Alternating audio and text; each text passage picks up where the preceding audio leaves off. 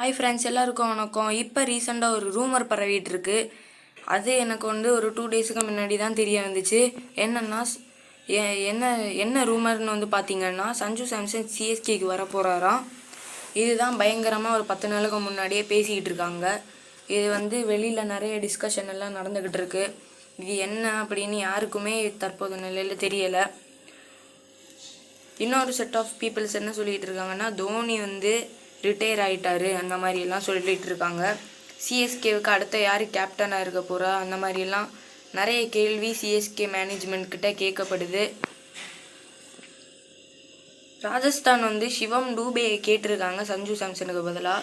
CSK கொடுப்பாங்களா என்னன்னு தெரியல. ஏன்னா சிவம் டூபே சிக்ஸர் டூபே சமயம் 6 எல்லாம் அடிப்பார்.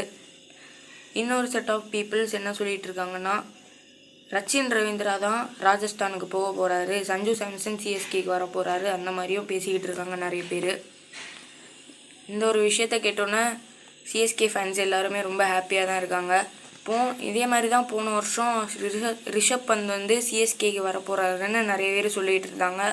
ஆனால் ரிஷப் பந்த் வந்த மாதிரி தெரியலை. எஸ்எஸ்வி ஜெய்ஸ்வாலும் ராஜஸ்தான் ராயல்ஸை விட்டு கேகேஆருக்கு போகிற மாதிரியெல்லாம் பேசிக்கிட்டு இருக்காங்க. என்ன எப்படின்னு யாருக்குமே தெரியலை. இந்த வீடியோ பிடிச்சிருந்தா லைக் அண்ட் சப்ஸ்கிரைப் பண்ணுங்கள். தேங்க்ஸ் ஃபார் வாட்சிங்.